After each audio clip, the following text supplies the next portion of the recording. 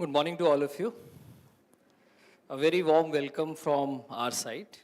I represent the admission department. I am Vikram Singh this side. I am the director of admissions. And on behalf of my team and my fellow colleagues, along with our dean and guests from Deakin University, I welcome you all on this hot Sunday morning. We wanted to keep it as crisp as possible, but this is a very important thing because all of you as students, you are starting a new journey which has a lock-in period for 4 years. It is very important for you to understand what are our expectations from you. As teachers, we must also understand what are your dreams and how you feel we can contribute to it. So this would be a very interacting session whereby we intend to have it a two-way communication. It should not be that we only listen and you all get bored listening to us, and rather it should be more of engaging where you ask us questions. The more you ask questions, it will be better because you are enrolled in different specializations in the area of finance and accounting. And my fellow colleagues are over here to help you understand, although we have shared the curriculum with you, we have done everything, but a personal interaction is always a personal interaction.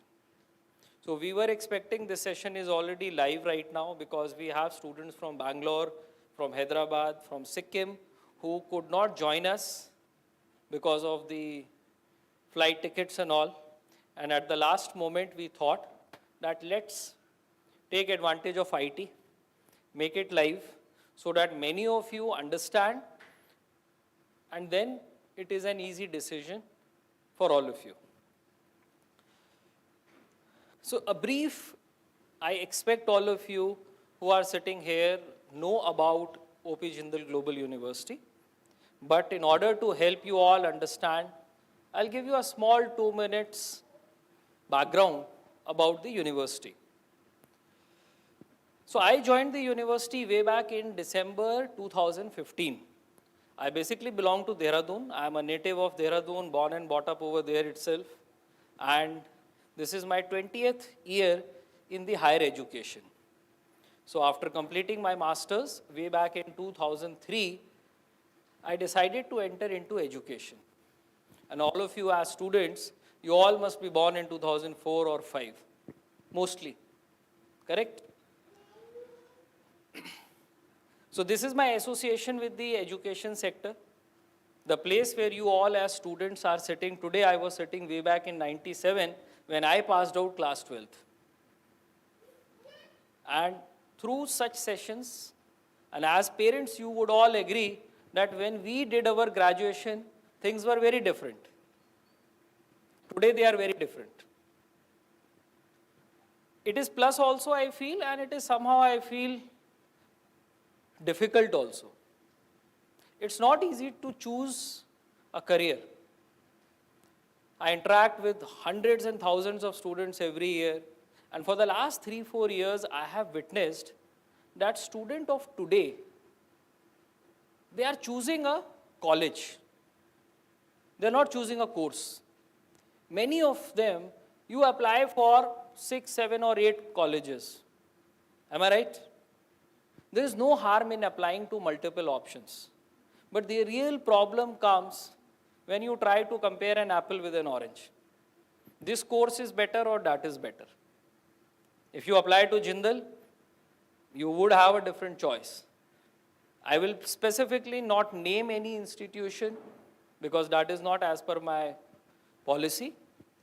But the only suggestion from my side is do a self-introspection about you first. After 12th, you are investing 4 years of your life. Merely taking PCM doesn't make anybody a good engineer. Correct? Similarly, making finance, accounting as a part of your career, you need to understand where the world of accounting, finance, investment, bitcoins, cryptocurrencies, all these things are changing the dynamics of the finance and accounting sector. When you choose a college, do not get carried away with the building, with the infrastructure. Of course, they are important, but check for the faculty profile. That is most important. Who is going to teach you in the next 4 years? That is the decision you have to take. Check for the curriculum. It is very, very important. Are you future ready? What does the future looks like? Tomorrow, when you pass out, either from Jindal or any other college, are you in a position to be grabbed by the corporate sector even as a graduate? And that thing will come from curriculum. Third most important factor is your peer group. I, as the head of the admissions over here, I feel it is my responsibility to give you a good diversity.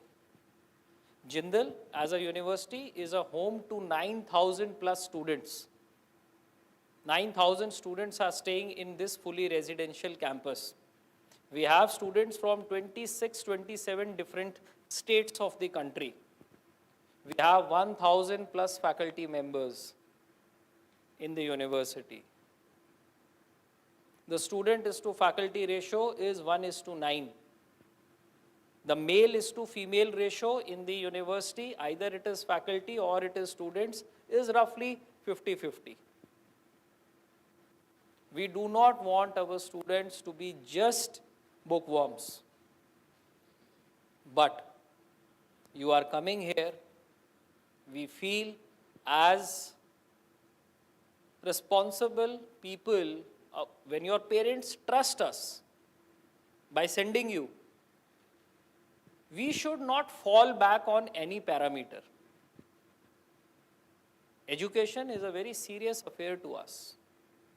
When you pay something to us in the form of fees, we feel it is our moral responsibility to ensure you get the good return. And good return means right, updated education. In the form of classes, in the form of industry connects, in the form of guest lectures, in the form of various study abroad opportunities. If you are studying in Jindal, you are different from the league. Why? Because this university, for the last 3 years, it is coming as QS ranked #1 private university in India. It is not easy.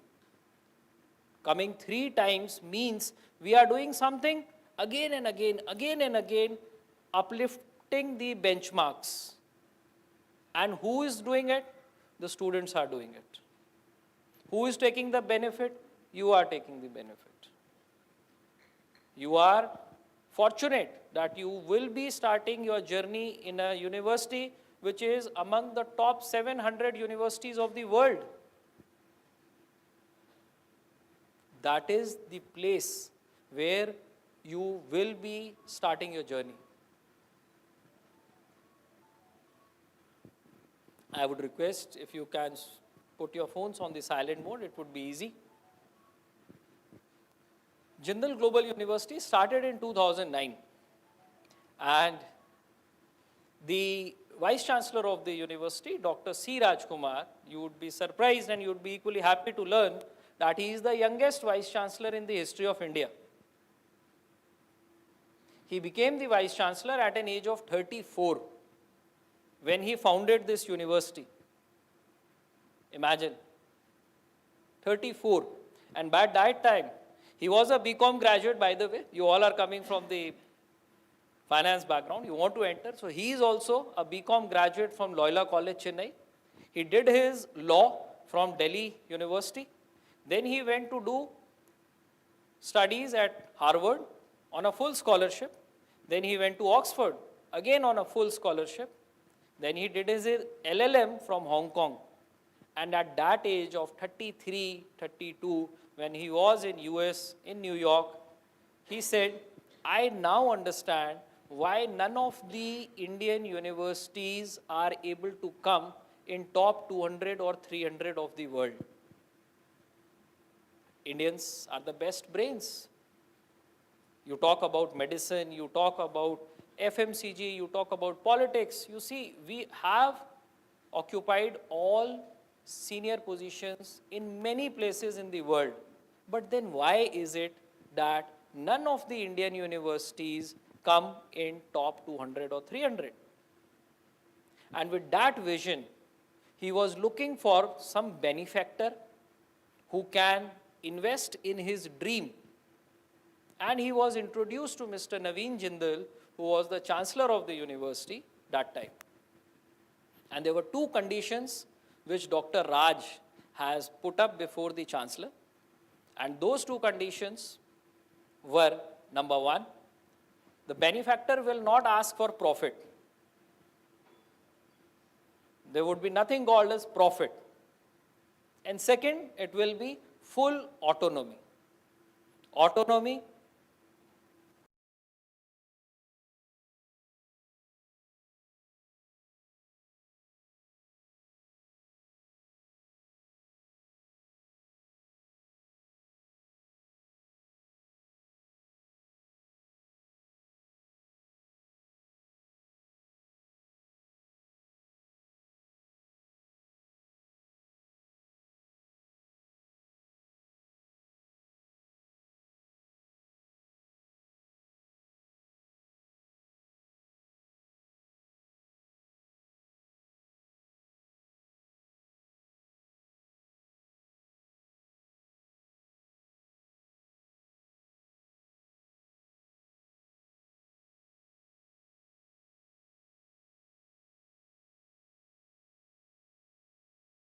through social media.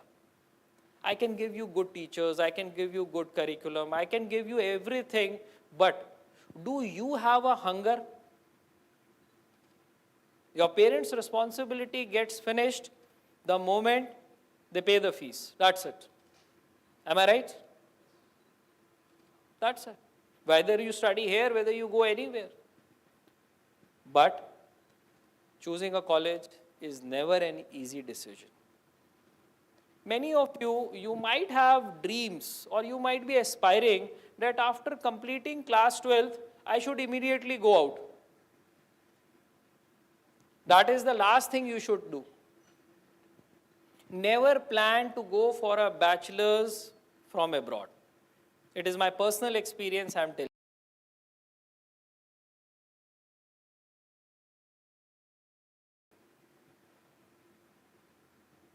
Utilize that money and that thing for your masters. India doesn't have dearth for quality colleges now. Every year, hundreds of students from Jindal Global University, they go for semester exchange, they go for dual degree options. We have multiple options for all of you. And why it is important? Because it was very easy for you to come from Delhi or NCR or any other place to this campus, interact with us, and take a decision. But it is not easy sitting in India, taking a decision about a university abroad, merely on the basis of a website. It's not easy. Are you able to adjust and tune your mind for a new culture? At an age of 16, 17, when you have not stepped out of your home, that's a total alien environment. Food, culture, climate, habitat, everything is different. And then we receive students' request year after year that, sir, I am looking for a lateral entry. Can you give me?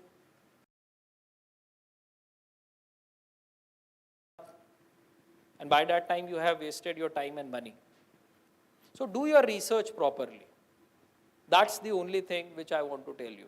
I would like to now invite our Dean, Dr. Dayanand Pandey, who is the Dean of the Jindal School of Banking and Finance. I would request him to share a brief about what vision and mission we have for you as a dean he carries.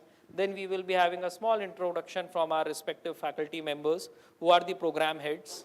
And then we will open it for Q&A session. So this is about university. We will continue to talk and leave you with a important information. When you go back, you know more about the answer why Jindal. So tomorrow, when you are having options, you should not get confused. You should not look to your parents for this answer. Is it clear? All the best. Looking forward for a deeper interaction. Thank you. So, we can invite. Yes. I would request all of you, you may please join us so that they know who are the program heads for which program. Remember their faces when you will be joining. They will never leave you. They are very strict. Don't go with their smiles. I am very honest. Because when they debar a student, the student always comes crying to me. Sir, my attendance is falling short by 2%. Can you please help me?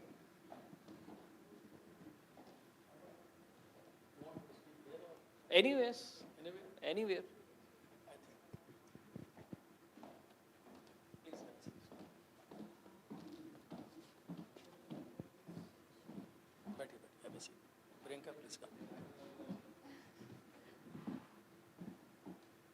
Good morning, everyone. Namaskar. Warm welcome to all the students who are here. I think some of you might have taken admissions in Jindal School of Banking and Finance, and some of you might be interested to take admissions. Welcome to the parents also who are here with their children. Welcome to my friends from Deakin University, Priyanka and Bashab. Welcome to our admission team who have done this open house today. And this open house is very important for a dialogue to understand and to help in making the right decision, what Vikram said. It's a tough time because I'm also a parent. I can understand. I have also my 2 kids. And when they pass out from school, it takes a lot of time to understand where one should go. Not just about programs, but also choosing a university and a college.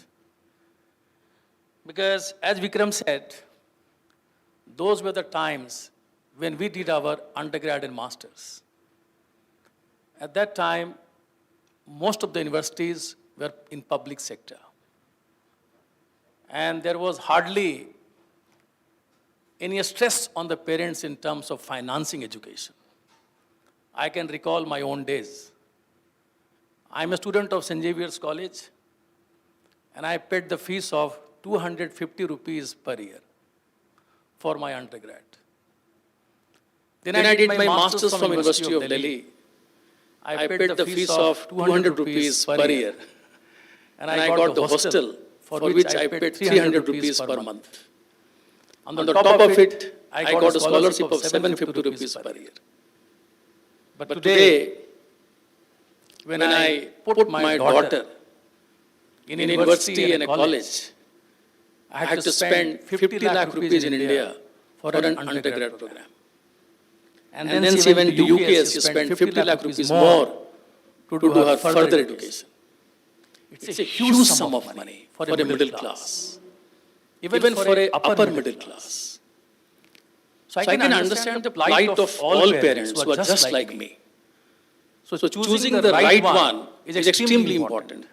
And this choice must be made with the help of your own children. Sit down properly, discuss all aspects and make a decision. We are here to provide you a set of information about what we offer to you. Vikram said a very important point. We are in a service industry. Education is a service. And preferably, Jindal decided not to give ads. Because service industry actually grows word by mouth. I mean, you speak good about something. So refer a doctor to a patient because of experience with the patient. Students refer students, students refer their parents, uncles, and then this number has come. The journey of O.P. Jindal is fabulous and fantastic. Interestingly, I was a part of it way back in 2011 to 13. 2009, this university started. We already heard how it started with the support of our Vice Chancellor and Chancellor, Chancellor Naveen Jindal, Vice Chancellor Professor C. Rajkumar, who came from the US, from Oxford, UK, from Hong Kong, with a huge and a big desire to make changes in India's higher education. At that time, I was teaching in Dubai. I was professor in University of Birmingham in Dubai. And because of some reasons, I was supposed to come to India, my family reasons. So I heard that there is Jindal University, and I just went to the website, and I saw some people around, I met them. And in 2011, in the month of November, I came back to India. I was privileged, and I became the professor and dean of Jindal Global Business School. JGBS was very small at that time. And then, after 2.5 years, almost 2 years, of all the hard work, I had to leave back to Dubai for some reason. And then I spent a lot of time in Dubai, almost 12 years. And again, I have become the part of this prestigious university, O.P. Jindal. But then when I was leaving Jindal, and when I was joining Jindal, Jindal was not the same. It was a huge difference. And the difference has already been spoken by Vikram to all of you. He said 9,000, I have a number 10,000. We have got a 100-acre plus campus with 10,000 plus students living in the campus. We have got, he said, 1,000 plus faculty members. And interestingly, hardly any school or any university can boast of faculty from 115 countries. Can you imagine this? Not 28 states and UTs of India. 115 countries. Faculty members are here. And many of the deans are actually not Indians. Most of the faculty members have got qualifications from the Ivy League places in the world. So what is a university? What's the idea of a university? The university is all about students and the faculty. Every other thing is a support system. University is not about a great mess or a great, a sports facility. If it is, it's great. But ultimately, the two factors which make the biggest impact for a university is about what students it takes, how it treats them, and what kind of a faculty the university has. So with this size of faculty and this quality of faculty, we are perhaps one of the best in India. And that is certified not by any ranking agency of any magazine in India, which you can always do some kind of a trick. But then this is by QS, the global ranking body, which has ranked O.P. Jindal University as top 700 in the world, and the best private university in India, and the best 150 youngest university in Asia.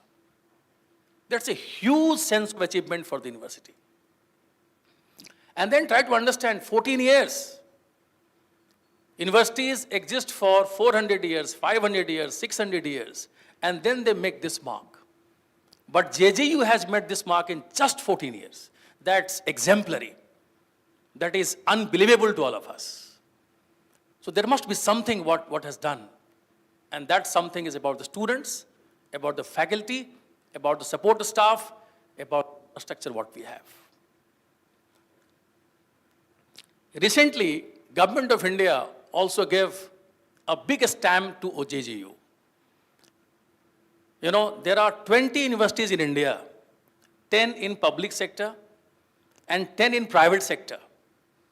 Because of their quality, because of various great parameters, have been awarded called Institution of Eminence, IOE. Jindal is one of them. There are just 8-9 private universities in India which have been awarded this Institution of Eminence status. And this status gives us a full autonomy.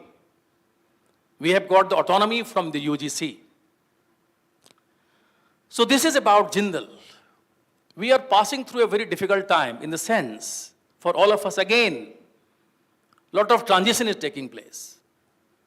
New education policy has been announced in 2020 with lots of aspirations and lot need to be achieved by the government, by the people of India. India has become a country of aspiring people, aspirational country in terms of its population, in terms of demography, and in terms of economic growth. New education policy has made a number of changes. But one thing which it benchmarked with the globe is making undergrad programs of 4 years. We have done undergrad 3 years. We did postgrad 2 years when we have been the students. But this fall, 2023 fall, the first time we'll admit students in UG programs for 4 years. So 4 years program, there will be a research track in the 4th year, which can directly take the students to a PhD program. The 4 years program can give an honors degree. Students have a right to exit because the government has created another big place, big institution called Academic Bank of Credit. Whatever a student is earning credits in each semester will be credited in Academic Bank of Credit. It's like a bank wherein you complete a course, you earn credit, it's in the Academic Bank of Credit. The student can always apply those credits to further education in the place of their choice. And we're also launching for the first time from fall our master's program, MSc in Finance. That's a 1-year program. So this is a transition period in terms of number of years, what kind of courses we'll teach, and other things. Jindal School of Banking and Finance, which I represent and my team represents here, has got a history of only 5 years. Because this school was the 8th school, started in 2018 only. And as of now, we are offering 6 programs. Our flagship program, which started 2018, is BCom Honors. BCom, like BA Economics Honors or Physics or Chemistry, is a very classical, very traditional, but very strong base program. Many colleges in India are exclusively known for their BCom programs, which all of us know. Like we have got Sriram College of Commerce, we have got many colleges in Delhi University, which are exclusively branded for a BCom program. So BCom program we launched, but then we did one good thing. We curated the curriculum architecture as per the need of the industry, as per the need of the market. Because Indian economy is changing, the structural change is happening, a lot of new things are being launched, and a lot of new requirements are there from the industry. So we thought our BCom program will not be a traditional program. It will have curriculum designed in a manner by which a lot of new age courses focus on digital transformation, focus on new financial assets, will be included in the curriculum, not what we have done. Then we have the second program, which we launched with the help of Deakin University in Australia in 2022, that is BCom Global Markets. Jindal is primarily known for global collaborations. If you see the total number of collaborations of OPJJU, it is staggering. We have got 385 global partners. And these collaborations actually are for dual degree, progressions into masters, semester exchange, and short-term programs also. My own school has got collaborations with 57 places, institutions in the world. And these collaborations are in every part of the world. And not from a second-rate institutions, but from the Ivy League, from the top universities in the world. So we partnered with Deakin and we launched BCom Global Honors with Deakin University in 2022. Then we have another program, which is BCom Capital Markets. All of you know that capital market is a very vibrant market in India and is coming up in a big way. And National Stock Exchange is one of the largest exchange in the world. And on some segments, it is the largest on earth right now. So with NAC Academy, we launched BCom Capital Markets. But the most unique program which we launched in 2021 was BA Finance and Entrepreneurship. The reason for launching finance in combination with startup, incubation and entrepreneurship was very unique. Because last few years, India has emerged as a big fintech hub. And we thought that why not the students of Jindal can take this advantage in the early years of their careers. If you see the data, since 2016, India started a big fintech revolution. And we had the first big Paytm started in 2015. The startup culture became big because of the government push, because of our demography, and because of our global networks. And this has led to India, as of now, more than 100 unicorns. And interestingly, out of these 100 unicorns, 25 plus unicorns are in fintech area. So we got excited about it, that why not the students of Jindal can be a part of this journey. And we designed a curriculum of BA Finance and Entrepreneurship program, BFE program, to provide the core courses, the important courses in fintech, plus we have a lot of courses which will be delivered by entrepreneurs, startup guys, and people who have incubated the fintech startups in India and abroad. Our next program is a master's program which launched in 2022. But this year, we have got just 1 year program as per the new education policy. And we are starting our PhD program in finance and banking also. With this bouquet of programs, the strength, if you ask me, of the school is about the size and quality of the faculty members. We have got close to 40 faculty members in the school as of now. And these faculty members have got a strong background of academics as well as industry experience. But then, being a part of this JGU, a student also takes the advantage of elective program, elective courses across the university. JGU offers almost 450 electives across the schools. Students of any school can opt for these electives and get the benefit of multidisciplinary advantage. The school focuses strongly on industry interface. It's a very surprising for all of us, even in the school, that students of BCom program have got placements, jobs, which is unbelievable for even for an MBA students. I don't want to cite a number, but the number is very, very big.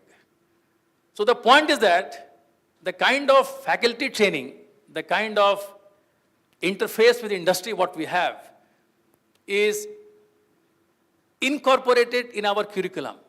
Students also get a number of credits just because they do internship. And these internships are supported by, facilitated by the institute. Student gets an internship in a company, and then successful internship actually earns a credit for the student. Not just credit, it facilitates final placement, it facilitates a lot of learning for them.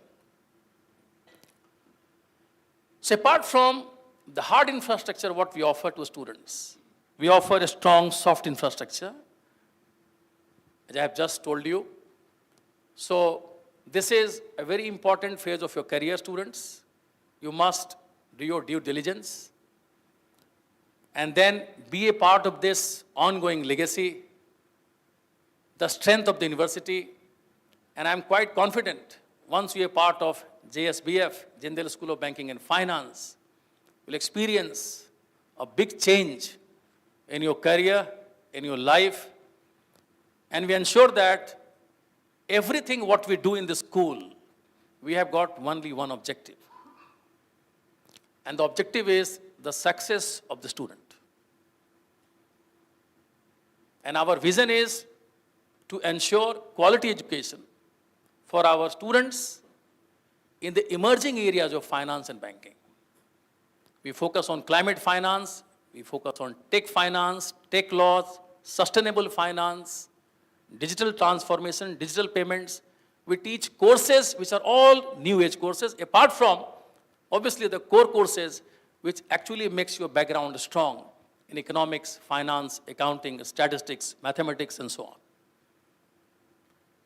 So, as I said, our ultimate objective is to provide the platform for all of you which can lead to a greater success in your life and your career and make you a great professional, but at the same time, don't lose sight of being a great human being.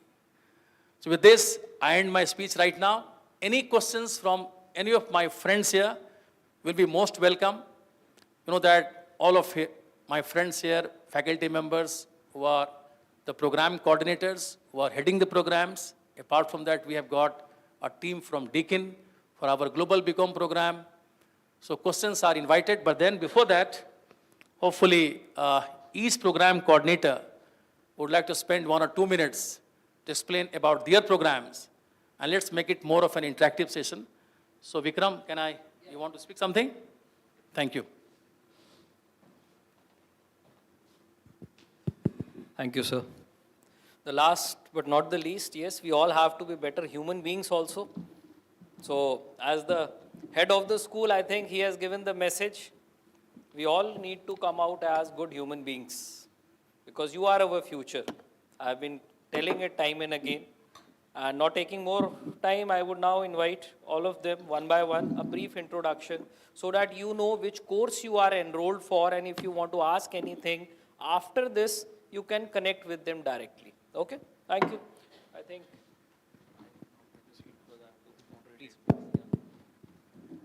Hi, very warm welcome to all of you, and a very good morning also to all of you. So my name is Shudipto. So I am the academic dean at the Jindal School of Banking and Finance. Okay. So all the issues related with the academic structure, the program curriculum, the curriculum design is handled by the Office of Academic Affairs, which I am heading. Okay. So before, I do not want to take much more of the time. I would like it to be a very, interactive kind of a session. So before we start with that interaction, so let me just introduce you to my colleagues. So this is Professor Keval Singh. So Professor Keval Singh is the program coordinator of the BCom program. We have with us Ms. Priyanka. Okay. So if you have any queries with relation to the global BCom program, you can direct it towards her. Okay. We have with us Professor Shivangi. She is the program coordinator of the BAFE program, and we also have with us Professor Aditi. She is the program coordinator of the BCom Capital Markets program. Okay. So I would like to hand it over to Professor Keval. So if you have something to say about the BCom program, please go ahead. Hello everyone, and very good morning. So my name is Keval Singh. I am a program head for BCom Honors Program. So now, after, as our Dean sir already explained, after 2020 education policy, so initially we have done our graduation for 3 years. Now post 2020 or from this year, we are going to start this program for 4 years. So BCom honors program is for 4 years.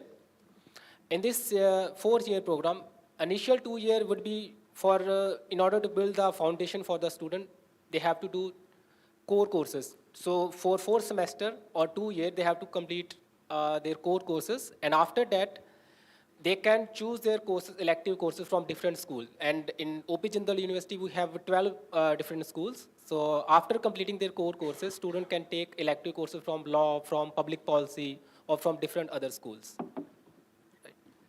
So in case you have any question related with BCom honors, I will be more than happy to answer that. So now I will pass the mic to Professor Shivangi. They have the mic. Okay, they have the mic.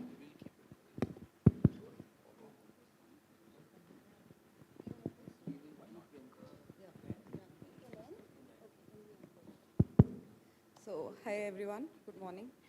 I hope I'm audible. No? The mic close to you. Yeah. Hi everyone, good morning. So, my name is Professor Shivangi Gupta. I am the program coordinator for the BA FNE program.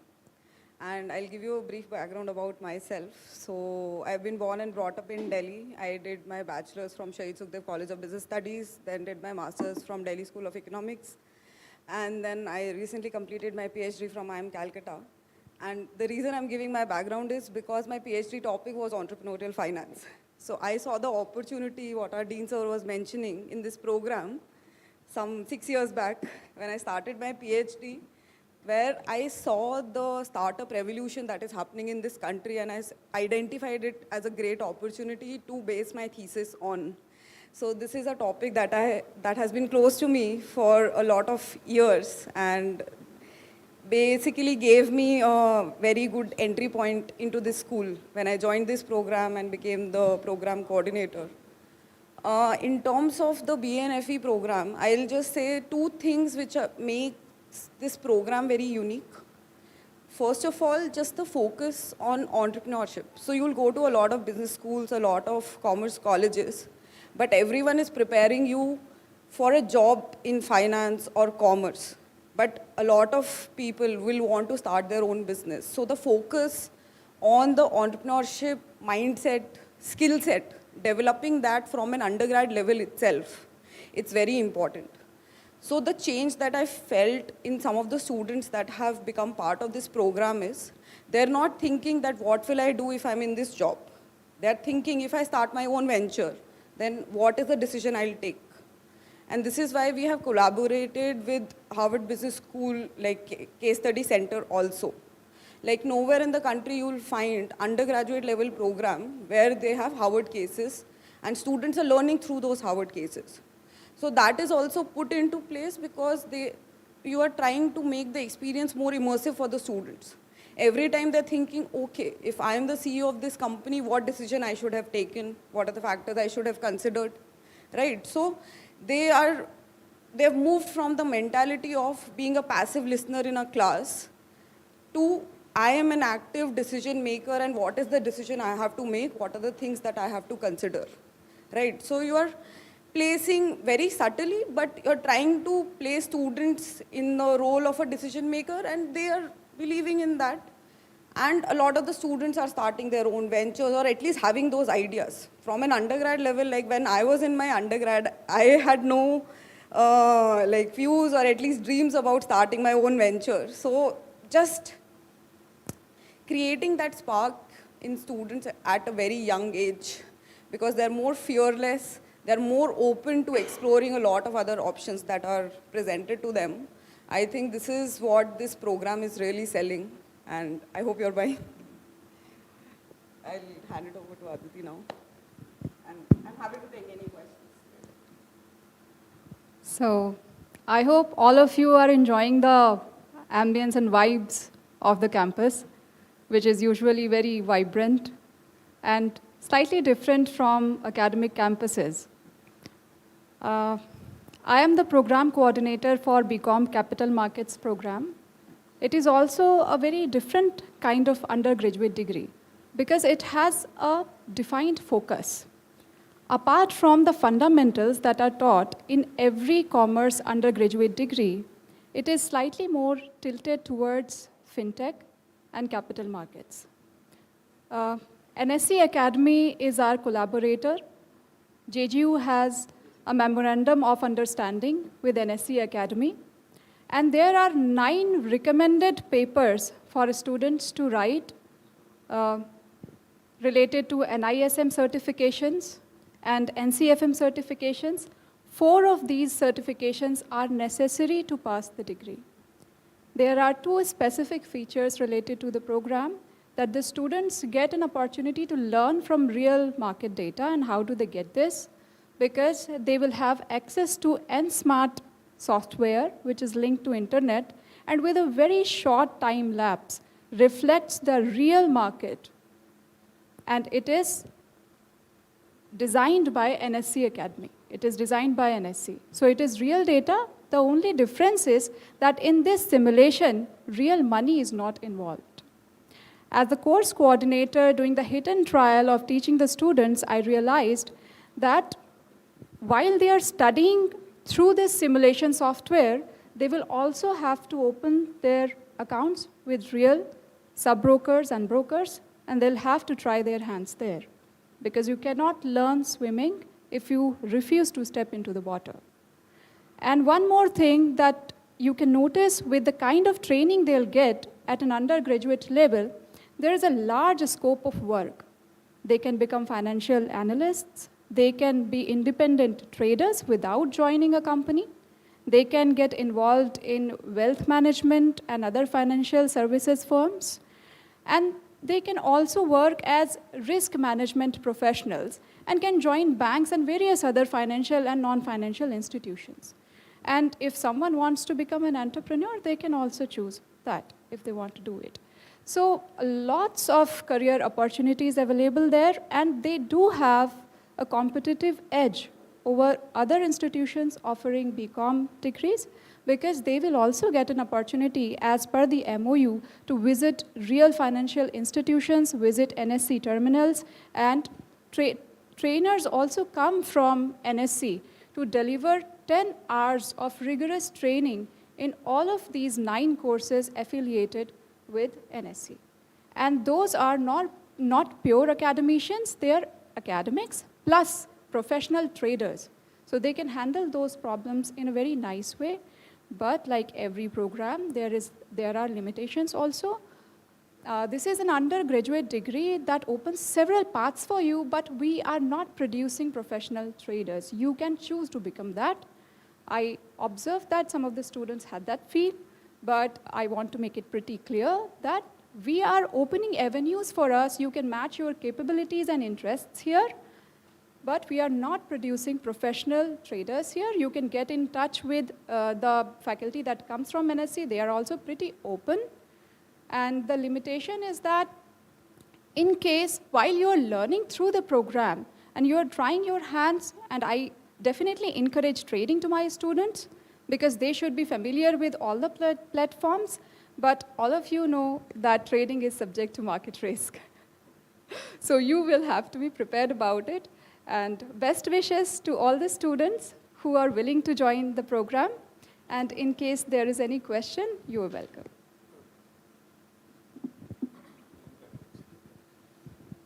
Thank you for a very warm welcome, Vikram and Dean Dayanand. Thank you so much. It's an absolute pleasure and honor to be here and to be speaking to all of you.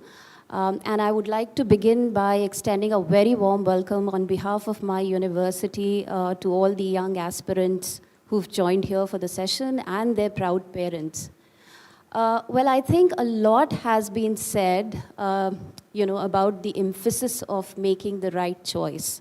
I think Vikram and Dean Dayanand, they spoke at length, and it is very, very clear that how important and critical it is for you all to make the right choice. And I hope that today's session we have been able to give you or provide you with right information so that you all can make an informed choice. Now, talking about, so before I talk about the program, I would like to quickly touch upon why Australia. I think that's a bigger question that we want to answer here. Why Australia when all the other destinations are open and they're equally welcoming students? Now, for me, the top 3 reasons for choosing Australia as your overseas destination, study destination would be, Australia is multicultural. It's a country of immigrants.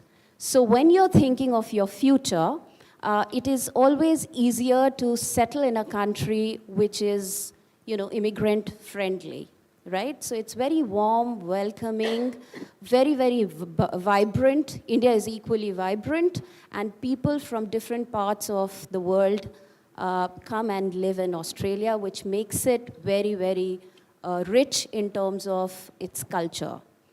The second reason I would like to put forward is its resilience, economic resilience. Australia has never, I'm sure all of you know, it has never slipped into recession. And the signals of growth are coming very, very strong for future growth. The bilateral relationships between India and Australia has never been at its best. So it's really flourishing, it's really thriving, and it's the land of opportunities for students with the right skills. My third reason will be, does the destination offer a good return on investment? Look, this is an investment, and probably all of us are not going to make this investment ever again in future. So that's why it is very, very critical. Now, talking about return on investment, Australia offers post-study work rights. Its immigration rules are very simple and clear. They don't change very often. So if you're working towards that direction, then I'm sure you have a very, very safe and secure future in Australia. Now, I would also like to talk a little bit more about Deakin University. I'm sure you all probably would have gathered information from the brochure that has been handed over to you. So Deakin is one of the most prosperous and progressive universities of Australia. We are ranked in top 1% of universities worldwide across all major ranking systems, which is your QS times higher education rankings, so on and so forth. We are ranked in top 50. We are under 50 years of age in terms of, the university was set up in 1974. So we still have a couple of years to turn 40, to turn 50, and we are ranked in that category. We are ranked in top 50, under 50. Our business school is AACSB and EQUIS accredited. Now, what does this mean? AACSB gives you, it's a recognition that comes from US, and EQUIS is a recognition that comes from Europe. So what it tells you is that your education, the degree that you get after you graduate from Deakin University in Australia, your qualification is at par with US and European standards. Then, we have 4 campuses. We have a campus in Melbourne, which is where our combined program, the joint program that we have with Jindal School of Banking and Finance, is taught from the Melbourne campus.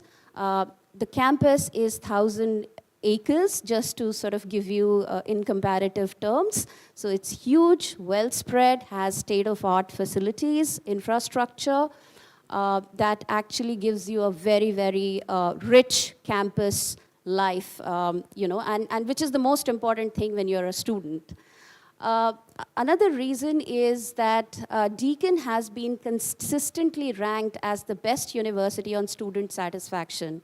Now, this is very, very important because this is where your return on investment gets justified and fulfilled. Now, the reason why we've been able to get this year on year is because we support our students and we make sure that whatever they are studying is relevant to the industry. So we regularly interact with the industry. In fact, we have organizations on our academic board, and they advise on how to go about our curriculum, how to build our curriculum, make it very, very industry relevant, because of which the degree is valued by the industry. So once you graduate from Deakin, you've gained highly employable skills. that are very much sought after by the organization. And as part of your degree, you also will have the opportunity to do internships. The organizations will, the representatives from organizations will deliver guest lectures. Work integrated learning is embedded into the program. You will have opportunity to make networks, which actually helps you in getting part-time and full-time opportunity. Now, the other reason is that Deakin is also #1 in Victoria for graduate employment services. This is very, very important. This is where we address your employability aspect. So there's a lot of sessions that are done where we inform students where are the opportunities, what are the skills, and is there any short-term certificate courses that they need to do. We also build skills like critical thinking, problem solving, public speaking, so that you're very, very well prepared when you're going out for the interview. Now, talking about the program, so academics, so Jindal, why Jindal? I would like to answer that first. As Professor Dayanand already mentioned, that NEP opened a lot of opportunities for foreign universities as well as Indian universities to come together and come up with courses that are creative, that are innovative, and that offer best value proposition for young aspirants like yourselves. So academics from both ends, they spent time together, worked very hard to combine the opportunities that Jindal School of Banking and Finance offers with the strengths of Deakin Business School. So what it gives you is that you start your journey here, you spend 2 years with Jindal School of Banking and Finance, and you make sure that you get a solid foundation, and then you come to Deakin, do 1 year of bachelor's, and then you go on to do your master's at Deakin. So this is 2 + 1 + 1.5. So together, spending 4.5 years into this program, you can secure a Bachelor of Global BCom from Jindal, a Bachelor of Business from Deakin University, and also a Master of Business Administration International from Deakin University. Now, the benefits here are that you get best of the both worlds. And as Vikram said in his speech, that, it's very difficult for a student to go to a different country immediately after year 12th. We understand that, at home, you're in a secure environment, you're looked after. But if you have to leave the comfort of your home and come to a foreign country, it can be really an overwhelming experience. So this program actually addresses that. You're here in your home country, and when you're doing your first 2 years at Jindal, we have embedded Deakin master classes into the program. So the program, it does not run in silos. It is pretty much embedded from day one. So you get master class from Deakin professors. Deakin professors travel and they deliver some of the lectures in person to you, and also prepare you for this transition while you're here. So I think this will be all from my side. If there are any questions, I'm happy to take, or you can also, Vikram can put you in touch with me as well. So all the best. Thank you so much. Thank you, Priyanka. And we will, as requested, we will keep it now for the question and answers. Okay. I'll first introduce you to my beautiful team members who have been interacting with you day in, day out. Can I request all of you, where is Taran? I would like to introduce you to Miss Chinky and Miss Monica. They are with my team and they are a very core part. They would be interacting with you. You would have only heard their names over emails, and I would be now, I think Taran, he's always busy on phone calls. He's on a call. So we would have it now, a Q&A session. I would request you if you can have this mic. If anybody wants to ask any questions specifically, you can take one mic. We have 2 mics over here. And let's have questions.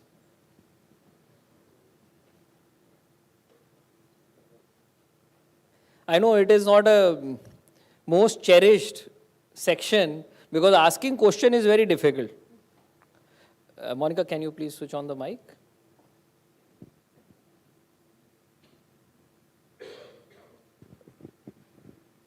It's down at the bottom. Yes. Hi, good morning, everyone. Thank you so much for this open house. So I have a question like, we've gone through, we have various programs. So do you allow students to, they're very, I would say not very mature when they join, after grade 12. So do you allow any lateral entry into other programs like a kid has chosen BCom honors per se and 6 months or year down the line he wants to shift to maybe BCom honors, capital markets or the entrepreneurship program? So Sudeep, you can answer better. Would you like to? OAA. Yes, OAA.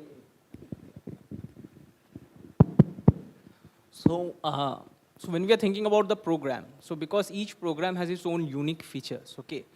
So we have core courses, and core courses are some courses which the students actually have to mandatorily pass in order to graduate the program, okay? So a simple answer to your question is, it's not suggested, okay?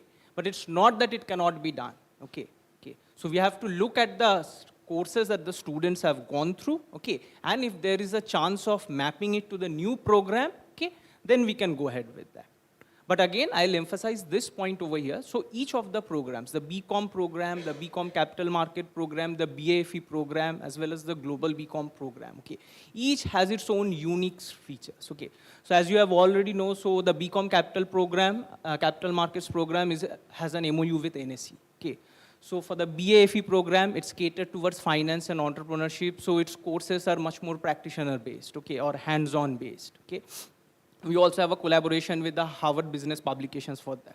For the BCom program, we have an MOU with ACCA. So how many of you have heard about the CA? I am assuming all of you have heard about CA. So ACCA is basically the global version of CA.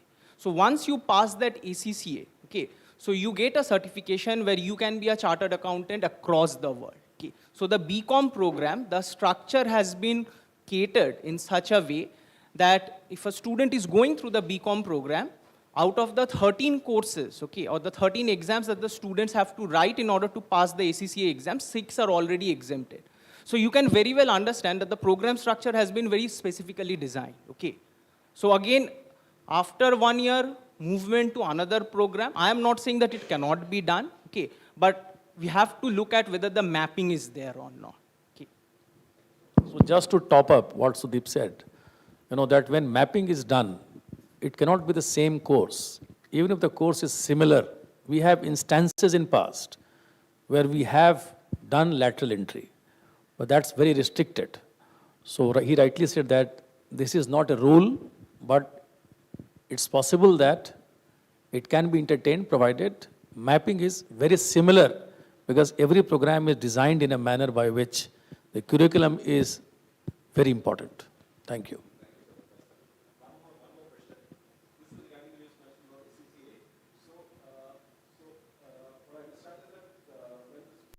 for ICAI, so he is exempted from 6 papers. So he used to appear for only 7 out of the 13. Thank you.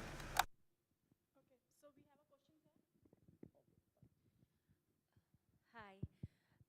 So I was just curious to know, actually, all of us have undertaken a 3 years undergrad program.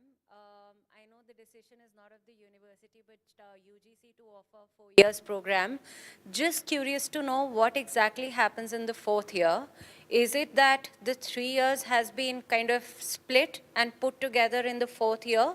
Or is there more which is actually offered in the 4th year? Because honestly speaking, as parents, just curious to know what exactly happens in the 4th year. And then I have a question for the Global BCom program, which I'll come to later. Yeah, just to answer your query. So UGC has mandated, as you rightly said, for a 4-year UG program.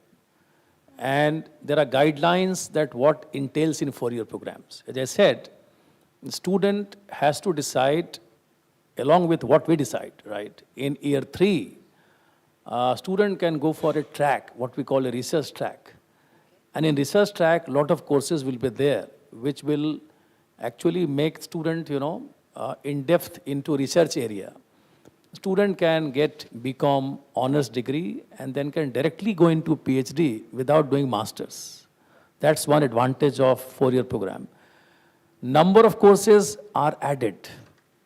So total number of courses, what we have been doing in 3 years, now this has been added more courses.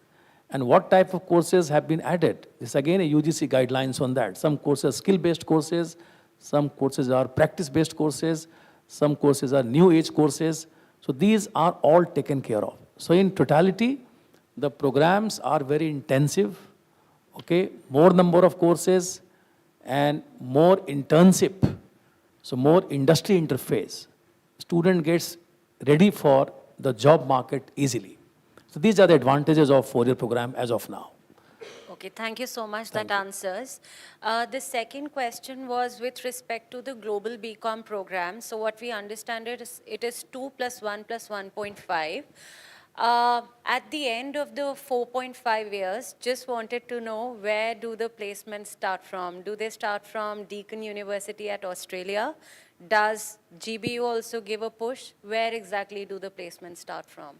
Great question. So as I mentioned that, Deakin has been awarded as the best university in Victoria for graduate employability services. So we start working from day one.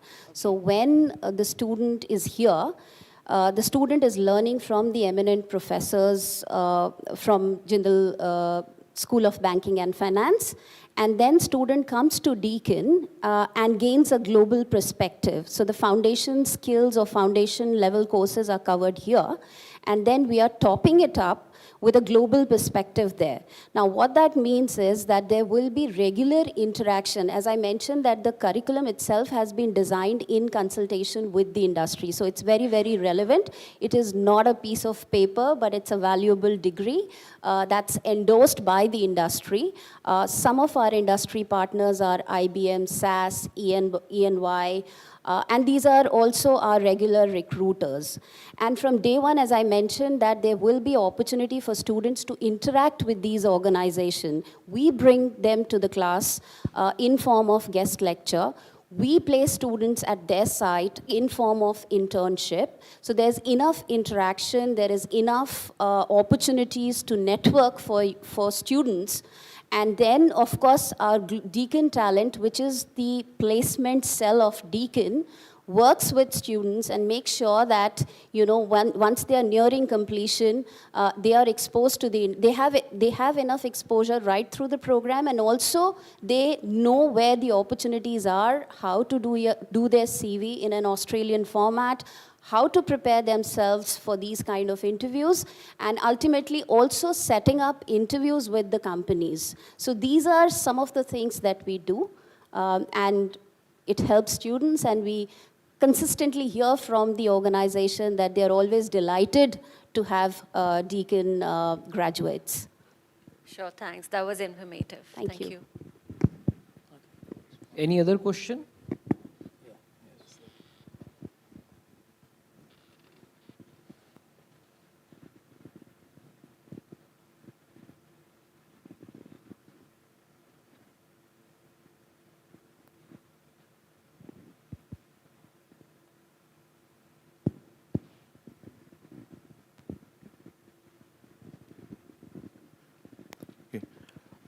Thank you for the open house and sharing your views and vision.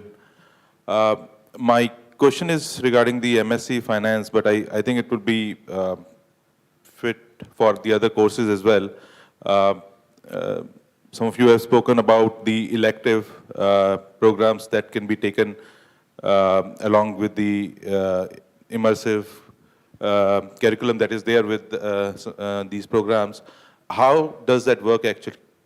Is it post these programs you choose some of the electives? Is it done along with these programs? And how would the credit system work? Would it help them when they go for some advanced degrees with higher institutes abroad? And if it is, if it is a big thing to answer, happy to take it offline, but if you can give a view of how that whole elective thing would work. See, our MSc program, which we launched 1-year program this year, has got actually 4 modules, if you have gone through the program. So module 1 and module 2 are focused on core courses and some courses which are electives in nature. Module 3 and module 4 is about capstone and a number of electives. Jindal has a unique advantage, and I always leave it to the students to decide, because a number of schools we have, and these schools launch a series of electives which are actually go for bidding, right? And these electives are 450 almost in a year, which is a quite staggering number. And student call always map that which courses from which school is close to the employability or the area of interest of the student. So if I am pursuing MSc Finance program, there might be some course in law school which can help me to do some, like cyber security law is one area wherein a finance graduate can help, in employment market. So risk regulation is another area, wherein they can get a course from law school. So similarly, student has a choice to make from different schools, which electives he or she will take. And then we have got professors who can always mentor and guide the student on that part. But see, this time, as a dean, I can tell you that the MSc program is curated eventually for a job. I mean, I am looking forward to an internship. At the best, it can lead to a PPO. If not, students are actually progressed in a manner by which eventually they become a finance professionals in a company or in a fintech company or in a normal company in a finance area. Going forward for education, higher education, most of the master's program in UK are actually one-year program. And they go into PhD program depending upon various other criteria of eligibility, but they can always go for a higher education leading to PhD. They can go into teaching without any problem. They can go into consulting. So all these options are available to a student. If there is any other query, I can always talk offline without any problem. All right. Thank you so much. Thank you very much. Okay, so we have a A question. lot of, hands are there on the back side, please. Okay, please, ask. Please go ahead. So, sir, my question is again regarding these selective courses. So, sir, while I'll be doing my BCom honors, so would I be getting an option to choose capital market with NSE Academy as an option for my selective course?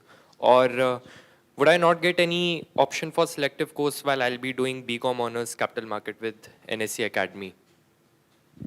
Sudeep. So I did not get your question clearly, but what I understood is basically, let's say you are pursuing a BCom honors program, okay? And then you want to select certain courses from the BCom capital markets program. That's your question, okay? So there are basically some courses in the BCom capital markets program, okay, which are specifically focused on, some of the financial markets, like the derivative market or the bond market, okay, which are floated as electives, but are actually core courses for the BCom capital markets students. So such courses, definitely the BCom students can take. I hope that answers your question. Yes, sir. And sir, do we also have to take electives? Do we also have to take elective subjects even if we are in the capital market, or the elective is only for the BCom honors students? No. You can take elective in the BCom. So for all the programs, okay, the program structure has been designed in such a way that from the first 2 years, you build the foundation for that specific program.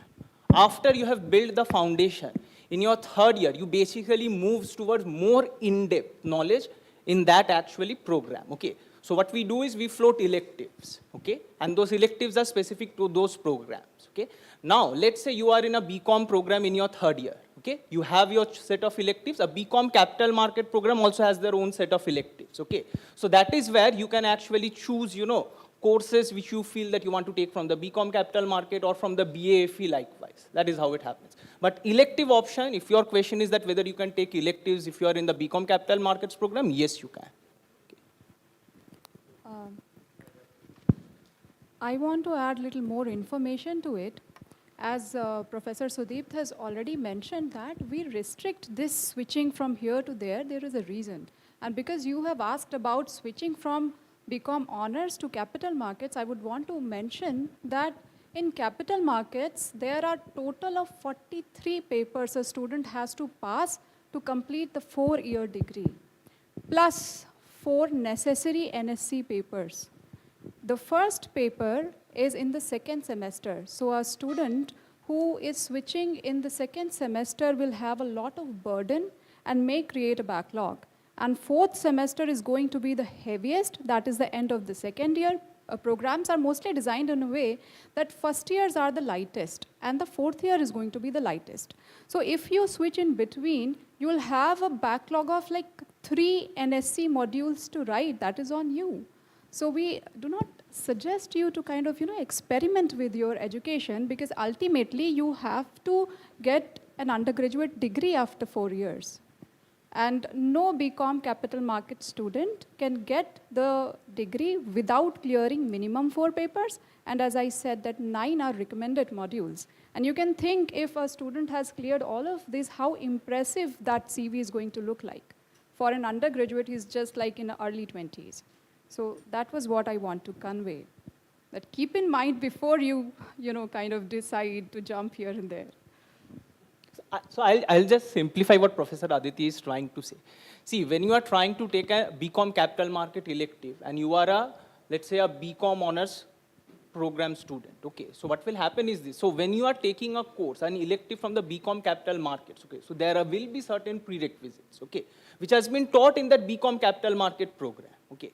That is where you may face a bit of difficulty, but that is not to say you cannot take it. You can always take it, but you have to put in much more effort. Okay. So that is where we always tell our students when they are taking electives that please check the prerequisites, okay, talk with the faculty members, okay, and then choose that elective. You can always take the elective. What we have seen is these students, sometimes they see fancy names and they choose the elective, okay, and then you are not putting in that effort and you basically flunk in that course, okay. That is of no help either to the faculty members or to the students, okay. So you have to ensure that you put in that effort. Good morning. I want to ask 3 questions, sir. I'm here. So I'm Rajesh Solanki. So I want to ask 3 questions. First, we have already registered for 5 years program, BBA plus MBA integrated program. What is the difference between MBA with the global, with the Deccan University and BBA plus MBA? That's the first question. The integrated BBA MBA program comes under the Jindal Global Business School. Okay. So that's a separate course altogether. It doesn't come under the Jindal School of Banking and Finance. I would interact with you. I'll help you with the difference. However, right now, here we are talking of courses and the mapping with respect to the curriculum. So obviously a finance or an accounting related program would have more of accounts vis-a-vis integrated BBA MBA maybe in marketing. So curriculum will be the difference. MOU is totally different. The 5-year integrated BBA MBA program has a feature of MS dual degree option in the 5th year. That if you get selected, you can do your 5th year with one of the partner foreign universities abroad and you would get a MS from there and an integrated BBA MBA from Jindal. But there is no exit option in between 5 years in the integrated program. Any other question from this side? We have? Sir, sir, one more question. Sir, I have 3 questions I told you, sir. Yeah, please. Okay, sir, my second question, what is the hostel fee for the Deccan University? Only tuition fee is mentioned in that, because in the Australia accommodation. So in Australia, we talk about living cost. So everything put together will be about 11 to 12 lakhs per annum.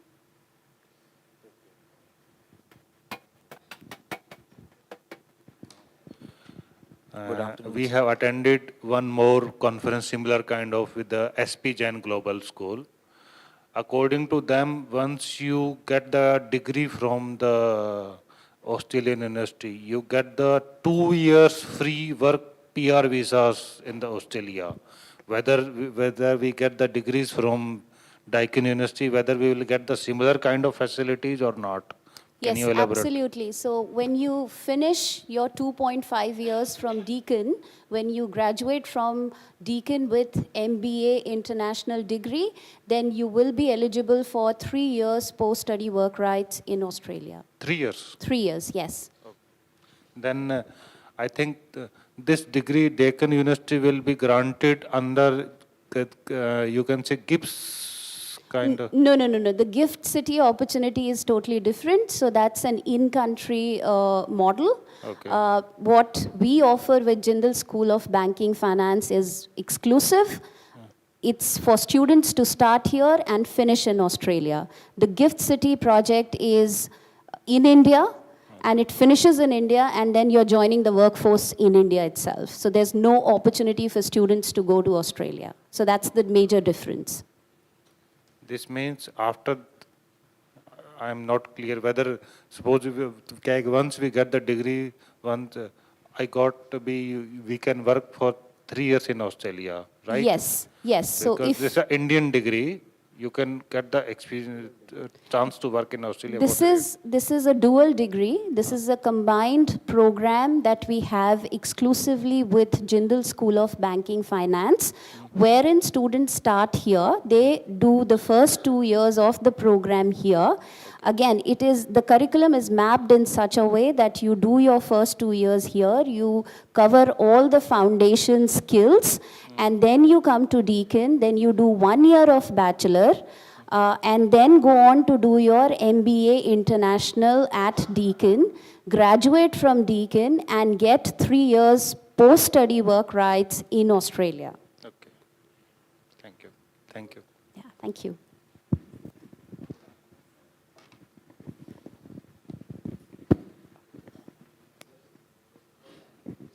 We're not audible, please.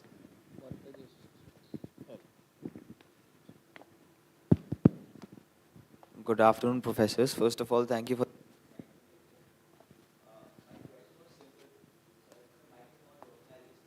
Yeah, please be loud, yeah. The question is simple. Sir, although the program offers students from biology stream to take up the course, how feasible is it for bio students to take this course, and will they be able to grasp all the courses and the things which are taught in the courses? So, do you think it's suggestive for someone from the biology stream who's never studied any subject in the common domain would take up this course? See, streams from science, not just biology, even physics, chemistry, maths, they're all welcome in BCom program. And when you start your semester 1, which is the foundation program kind of a thing, then most of the courses students might not have done in the school. So these courses are done at a very beginner's level, right? And gradually it goes to the intermediate level.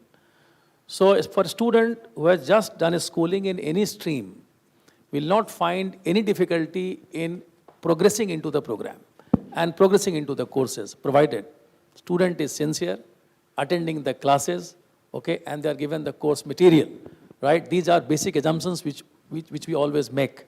But for any stream in the school, doing a BCom program will not be a difficulty because the courses are designed in a manner in which you grow in each courses slowly, steadily, and move to the next level. So don't worry about it. Thank you. Yeah, you can speak, no problem. We can hear you.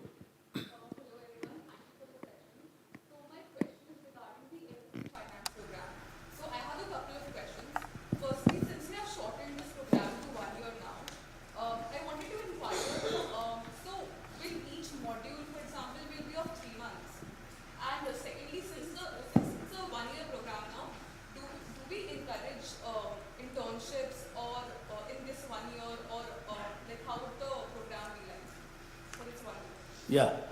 So thank you for this good question you asked. This is the first time when we'll be launching 1 year program. Because in UG, what we have done, from 3 it has gone to 4. So there is more intensity, there is more, number of courses. But in PG, we have done from 2 years to 1 year. So there is always a query in the mind that how this can be done. So therefore, we have launched module-wise. One semester normally lasts 3.5 months to 4 months. We start in August and you close by December. So we have got 2 modules in one semester. And each module will be roughly 2 months, less than 2 months. Very intensive, okay? Normally we teach 5 days a week. So courses will run 5 days a week, probably around, I will say, every day 3 to 4 classes, okay? And then you will earn the desired number of credits in each module and end up with desired number of credits in each semester and the year.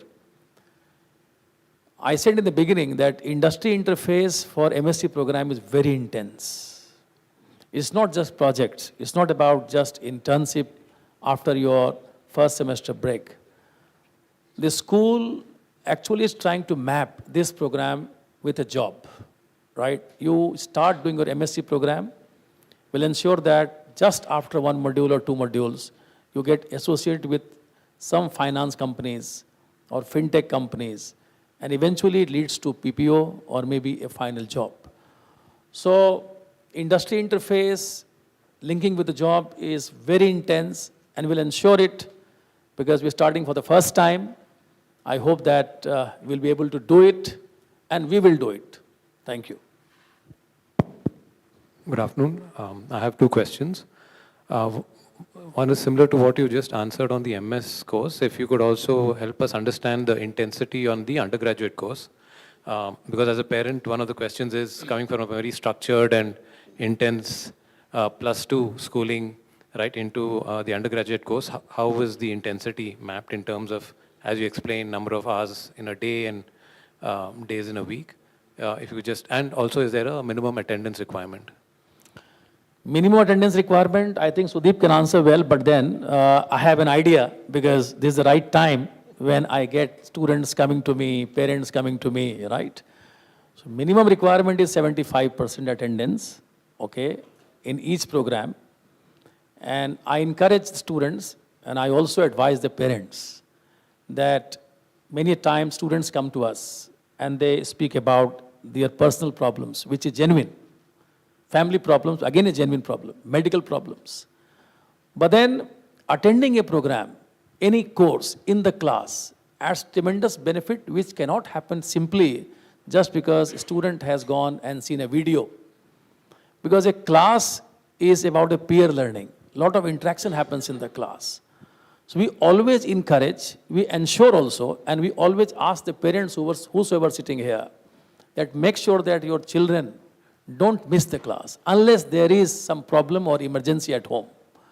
Because if you miss a class, that class can be seen on a video.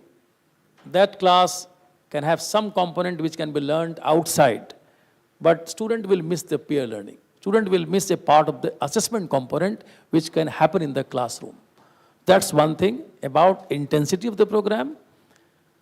As I said, MSc program has been reduced from 2 years to 1 year. So it's more intense because we have done modules in a semester.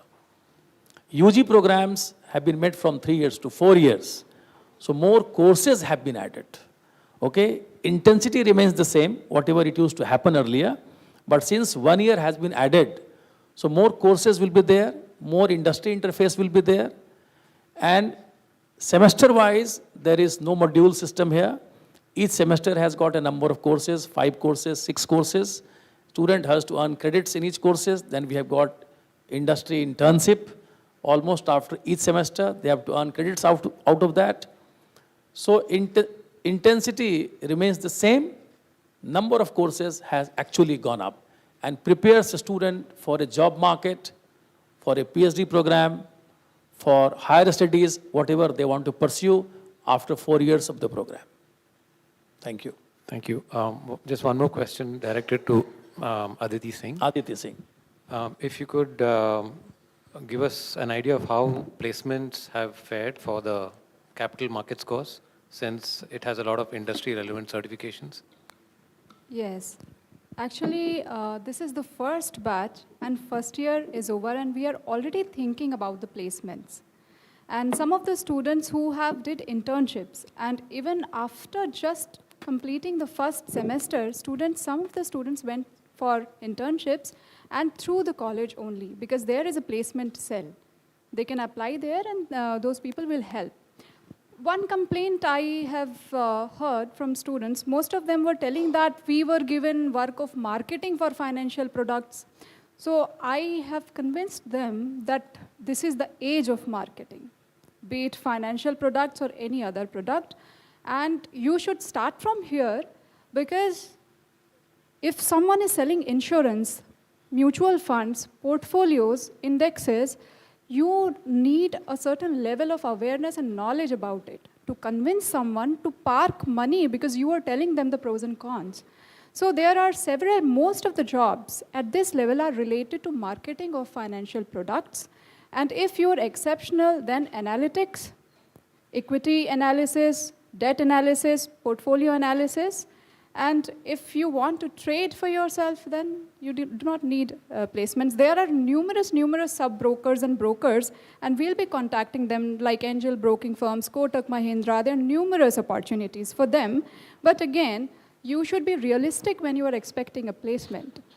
At this stage, for undergraduate, getting a CTC of 25 lakh is exceptional. Most of the jobs are going to be lesser than this, and depending on how strong your CV is. I hope I could answer your question. Anyone else, please? Yeah. Yeah.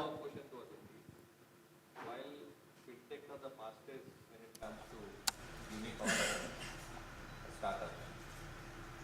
And I understand you, as you said, that there is placement cell separately.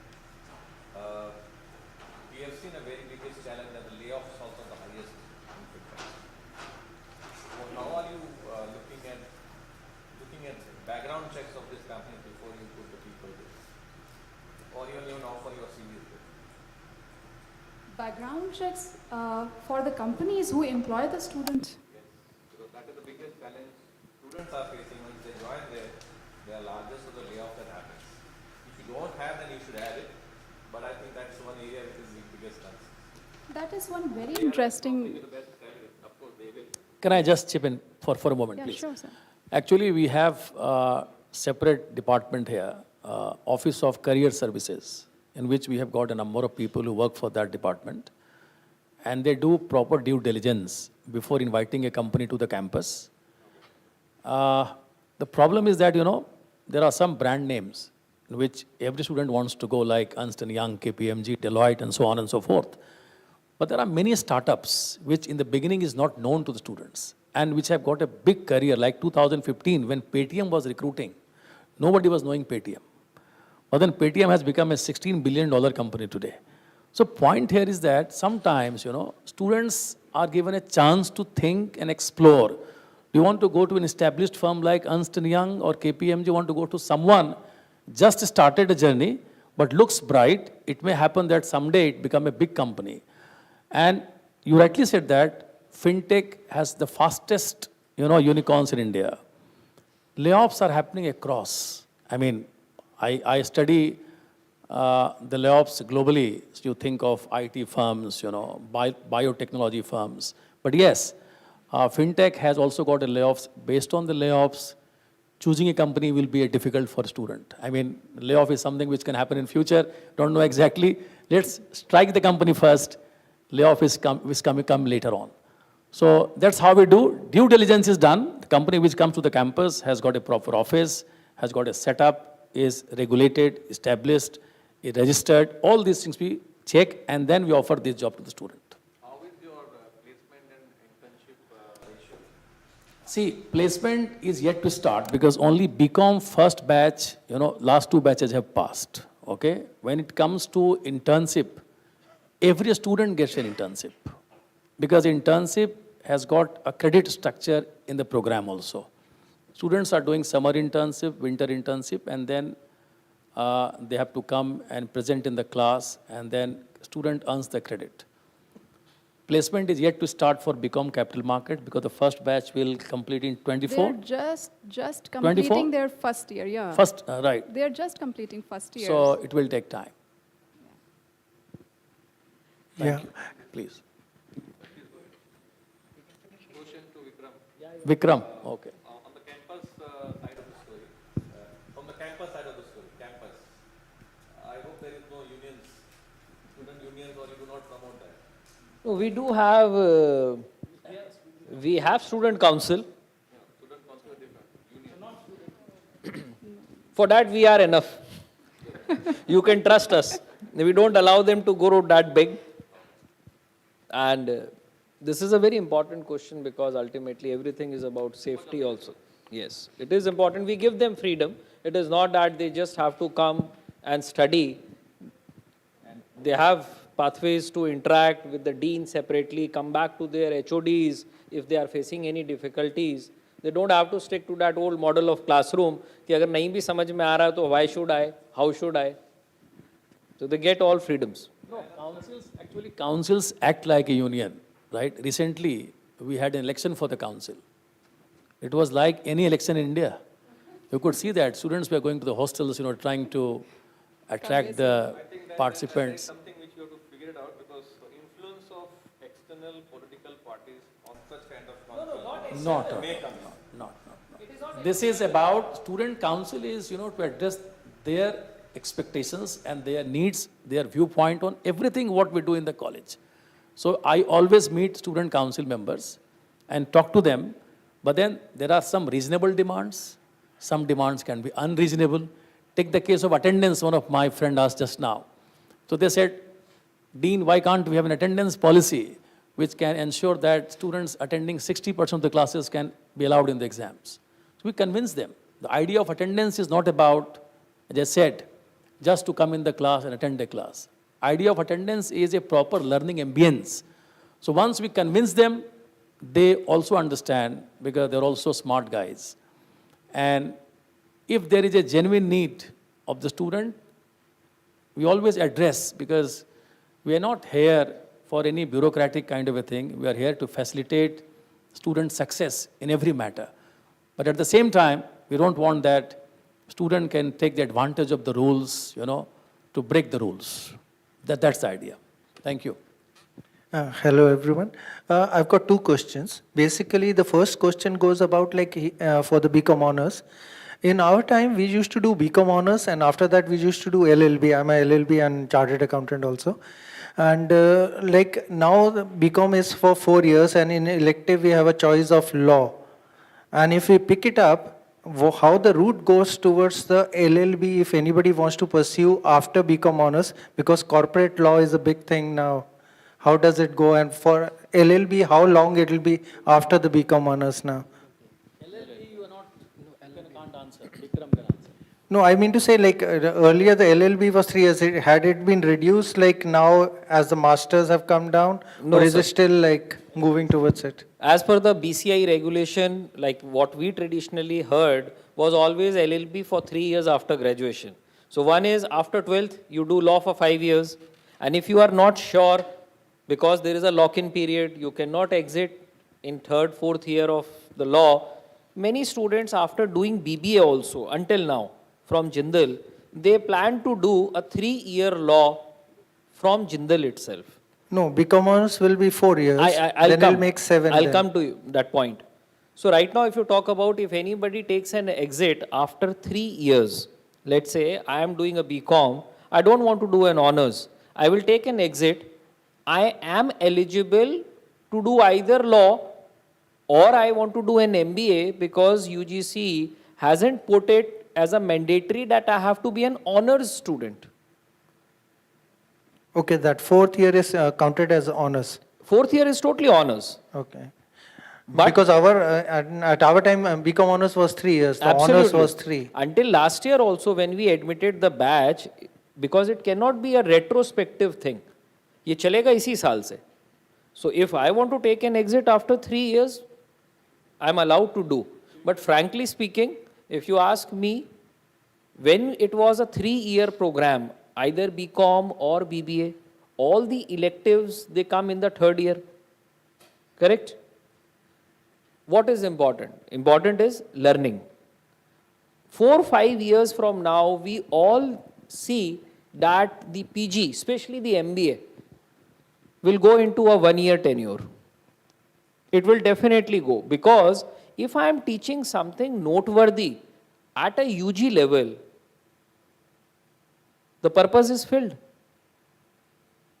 My question is in continuous. In elective, we can choose law. That's what I was No, told. those are Do we get cross any electives. credits? Those are cross electives. So But- let's say I am doing BCom, I'll tell you with an example, and I'm studying merger and acquisition, which is a topic purely related to finance. I can opt for an elective from Jindal Law School, which is into merger and acquisition law. So do we get any credits if we choose that elective? That's what we were told, you can get credits for whatever you will be doing. So this elective will get any credits in the law or anywhere else? In the mark sheet, the electives are counted. So if you see the curriculum which we have When they sent- move to the next law, do these No, no. credits count or No, give no, some no. credits out of it? No, it is not like that. If I have taken those subjects, I would not take those subjects in law now. It's not like that. That's the next level of reforms. No, because you This will said happen about the maybe after some bank, time. credit bank As and all of those now, things. it's not yeah. allowed. Cross electives you can choose, earns credit. But what you're asking, that can I get an exemption when I go for NLB? Yeah, that's what ACC ये and अभी everything reform is. नहीं आया है. आ जाएगा आने वाले 2-3 साल में. Hope so. I'm sure it will come. Hope so. Another question is, I can see there are 4 courses in BCom honors or something related to finance in undergraduate. How many seats in total you have, and what is the strength of each class? We are not aware about it. Seats are very limited. Vikram can answer. In total, I mean to say in out of like So the all banking and finance school this year overall, the intake is 200. BCom has 100 seats. The global BCom has 30 seats. The finance and entrepreneurship again has 30 seats. MSc has 10 seats. That is what we are aspiring. No, there is BA also in it. 30. BA 30, capital markets 30, 30, 30, 30, global 30, 90. and BCom honors 100. You're 100. saying, 190. You're saying. And 10. And what is the strength of each class? Is like 30 or is it like 50? So the BCom class of 100, let's say, will be split into 2 sections of 50 each. Am I right? Yeah, because normally in Jindal, the class is of 60. So the BBA honors, for example, if I have to give you, it has a total intake of 360. So there will be 6 sections of 60 each. 6 sections of 60 each, that's 3. For BBA. Okay, for this For is like- BCom, if it is 100, it will be 2 sections, 50 each. Anything else?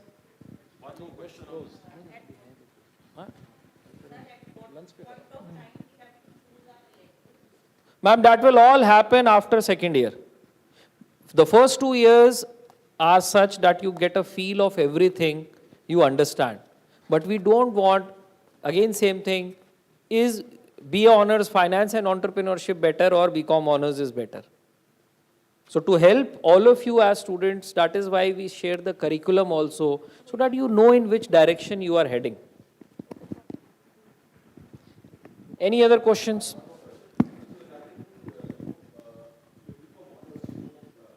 Program.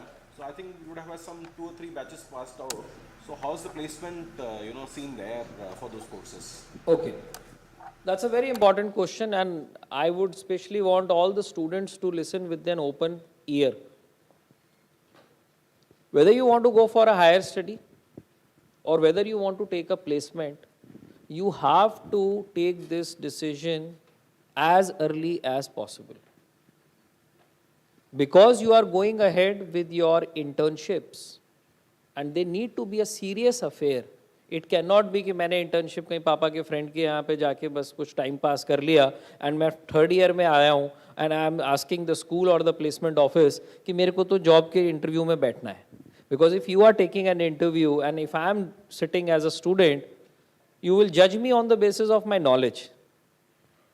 That's the simple fact. That is why we pay a lot of emphasis that please understand, as an education institution, we are here to make you job ready. Slowly and gradually, your profile has to be built. you cannot take your internships lightly. But coming to your question, specifically, 70 to 75% students, they go for higher studies.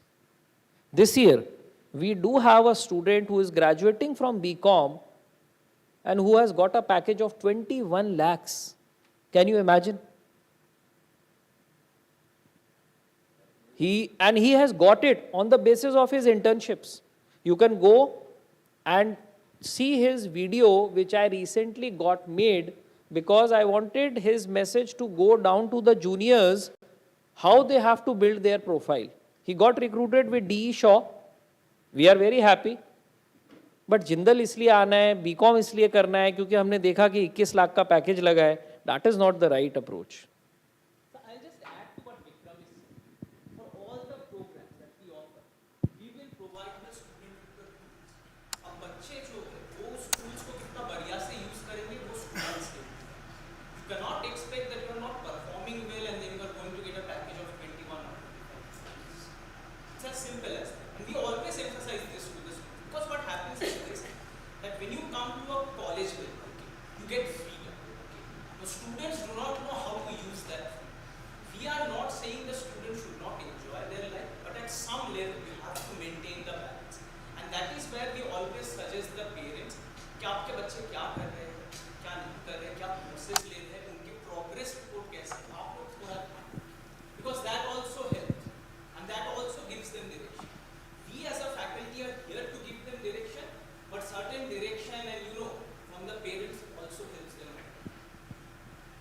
That's fine. My only question was that, these guys are offered, these placement opportunities from the... Absolutely. The Office of Career Services do invite the companies and students sit for the interview. This year, Deutsche Bank, Dell Technologies, DE Shaw, they all have recruited students. I'll ask a question to all the students. Can you raise your hands? Who are all the students? Just raise your hands. Have you joined the official Instagram page or the LinkedIn page of Jindal School of Banking and Finance? If you have not, this is a disconnect. Because you should know what your seniors are doing. It is not a purpose कि हम एक दिन आए, हमने सुना और कहानी खत्म हो गई. When you will join in the month of August, you don't have to wait for anything. Yaar, we all live in a social world. Please be informed, it is your future. Jindal क्यों आना है? To start making a connect. Very soon I will be doing a virtual interaction with your seniors. This was with the faculty. Second information which you all will get, because these kids are having their exams going on right now. We have the end semester exams.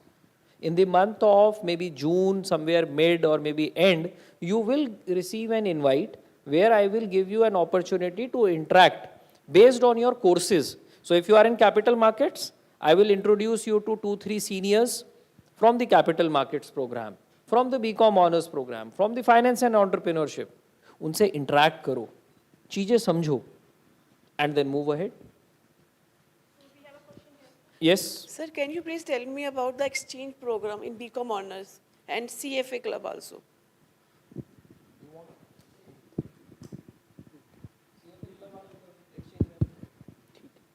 So basically, for the BCom program, so because some students, they also want to pursue CFA and FRM, okay.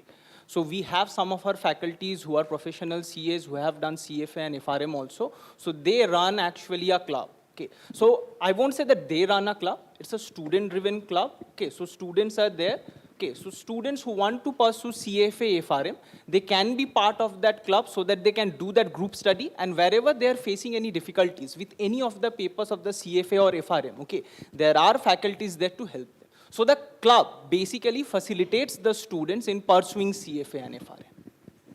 Okay. Regarding the exchange, Vikram? So the exchange opportunities is a very important part of Jindal Global University. You need to understand कि global का मतलब क्या है. And to speak in Hindi, I can tell you, global का मतलब सिर्फ दो चीजें हैं. एक curriculum और दूसरा study abroad opportunity. And you get that opportunity right from day one. in the first year also, second year also, third year also. There are different opportunities. In the first year, you can go for summer schools, winter schools. You can go for immersion trips. And as you go in your third year, fourth year, there may be a 2+2 option, which we are working with the universities. There can be a 3+1 option. Because for us, when we collaborate with anyone, let's say when we partnered with Deakin, it was not just कि Australia जाना है. When we launched this global BCom program, we have to be very sure that who can be the best partner with which the curriculum can be aligned. ऐसा नहीं होना चाहिए जो मैंने जिंदल में पढ़ा है वहाँ जाके मैं अगर वही चीज पढ़ूंगा तो what is the value addition? So therefore, we give you very systematic opportunities, but as students, you need to keep your eyes and ears open, which you have to do today itself. If you have not joined the Instagram or the LinkedIn page of Jindal School of Banking and Finance, please do it. There are many videos which I got from your seniors, which are lying over there. Watch those videos and send them an invite. Ki, sir, I am so and so. Had I been in your place, मैं तो यही करता. If I am enrolled in, let's say, global BCom program, there is a girl, Rajivi, who has explained the course so well. She took admission last year. I would have watched that video. If I have any questions, I could have written to Rajivi. Ki, ma'am, I am planning to apply for this course. I got the offer for this course. Can you please guide me what exactly have you done in your first year? तो clarity मिली ना. एक senior junior का relationship develop करो आप लोग. You need to understand, ये बहुत crucial time है. Yes. Exam type, same for the core subjects as well as the elective subjects. Meaning thereby Means marks and the exam, let's say prelims होते हैं, फिर final exam होते हैं, कितने number के होते हैं. मिड टर्म होता है, एंड टर्म होता है, क्लास असाइनमेंट भी होते हैं. Elective के लिए कि offline ही होते हैं. नहीं, सब ऑफलाइन होगा. And elective subjects are certified or just like that? What do you mean by certified? Like in my college, I am from Maharashtra University. For my elective subjects, I get a certified certificate for showing that I have done this apart from my course. Apart from my core subjects, I have done this elective subject from some other stream. So, if you are taking a cross elective, let's say, in your consolidated mark sheet, it will be there. Yes. Jindal में सबसे बड़ा advantage एक student को पढ़ने का क्या है मैं आपको बताऊं. I'll be very honest. You are not studying only in a law university or a business school or a banking and finance school. The new national education policy जो अब multidisciplinary education की 2020-21 में बात कर रही है, imagine this university has started in 2009. If you are studying, let's say, BCom, there are law-related subjects. You can take an elective from law. You can take an elective from public policy. You can take an elective from business school. But the only one thing which I would humbly request you as students, do not compare an apple with an orange. The biggest problem is free advice. Do not take it. Use your brain. You are already enrolled. If you want to take an advice, connect with your professors. Very soon I will be sharing, if you have already been admitted, I will share your email IDs with them. I would request them to write you an email. Converse with them. Okay, ma'am, this is what my understanding about capital markets. Can you please guide me a bit more about it? Why wouldn't a teacher not be willing to help you? Two things which I want to tell you apart from studies, if I may be allowed. Yes.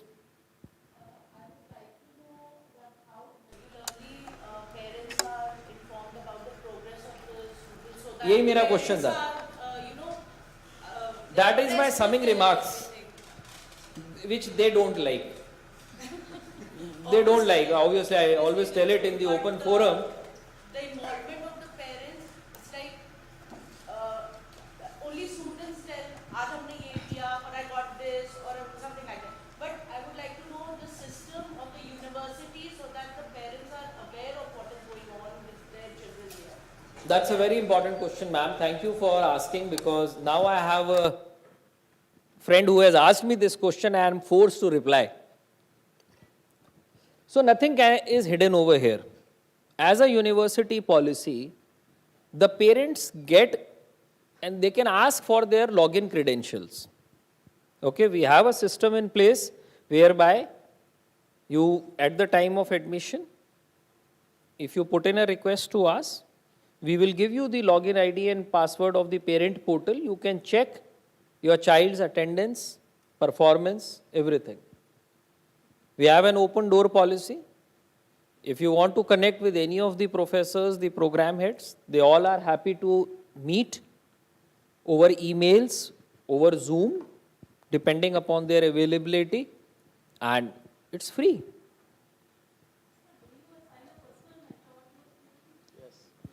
We do have.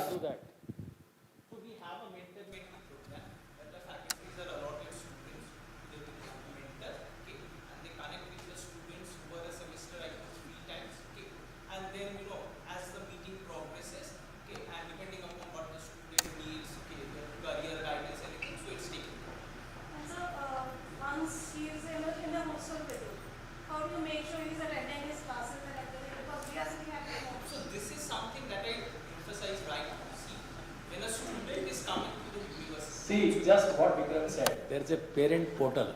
You can just log in and check your child's attendance and academic performance also. No, attending the classes only ensures attendance.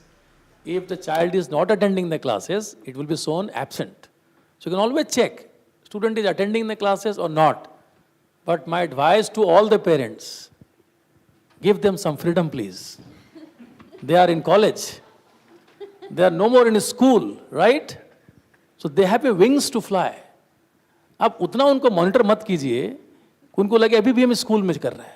Because in India, that's again a problem with all of us. I am also a parent. That even at the age of 21, I always ensure that the child asks me what to do, how to do, when to do, where to do. I mean, that much of coercion in someone's life is not healthy. I request all of you, आप अपने बच्चे को थोड़ा freedom दीजिए और आप उसको monitor करें, but not on a daily basis. कभी वो class छोड़ रहा है, तो हो सकता है कोई अच्छी film देख रहा होगा और उसको 75% ही attend करना है, 25% वो ignore कर सकता है classes को. And by the way, all classes can't be exciting. Some classes can be boring also, isn't it? हमने भी छोड़ा है, आपके parents ने भी छोड़ा वो classes. So that much of monitoring is unhealthy for him and as well as for you. Thank you. I would also want to add something to what Sir said, that first test of their personality comes into picture when mummy, papa is not there to send them to the class and they have to show up. So there, in the first semester, if they are not debarred in any of the subjects, that is a big success. Yes. No one was there to send them to the class, they showed up. I never had a dean like him. Or if he would have been, my parents would have not given admission in that college. No, but with freedom comes greater responsibility. Yeah, please. And my only thing to all of you as students, you all are adults, 17, 18 years of age. You know what is right, what is wrong, what is the thin line. But whether you join Jindal or any college, my personal advice to all of you is, सिर्फ एक चीज़ की calculation करना आप सब लोग as students कि एक lecture जो आप मिस करोगे वो आपके मॉम डैड की पॉकेट पे कितने का पड़ेगा. वो मॉम डैड नहीं देख रहे हैं. माई colleagues don't get salary on pro rata basis how many students are attending the class. I'll be very honest. You have paid for it. वो आपका कॉन्शियस अलाउ करेगा कि जो मैं ड्रीम लेके जिस जगह आया हूं क्या मैं उसके लिए उतना कमिटेड हूं या नहीं हूं. That's it.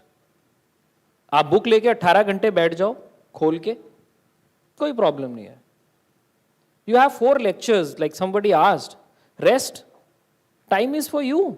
It's a fully residential campus. We don't tell you कि 10 बज गए 11 बजे जाओ, सो जाओ, बंद करो लाइट, नेट ऑफ करो. No. You all are adults. You have to manage your time. But हाँ एक चीज क्लियर है, मॉर्निंग 8 बजे की क्लास में अगर आप लोग 8:05 पे आए तो यही लोग आपको डिबार करेंगे. I will be very sure. So वो जो सर ने बोला वो भी राइट है. 75% है, बहुत होता है, बट ये नहीं सोचना है कि यार 75 ही करना है. That is up to you.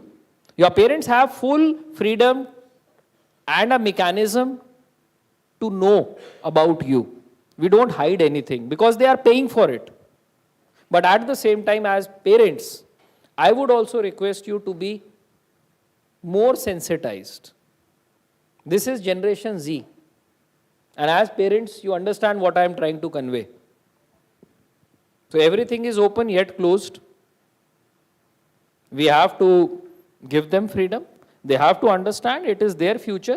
If they are not taking and if they are going after 4 years with a gown and being convocated from Jindal and somebody is taking an admission in an Ivy League college after doing from the same class, you cannot say कि sir मेरे को वो opportunity नहीं मिली, वो lucky था. Lucky कोई नहीं होता है.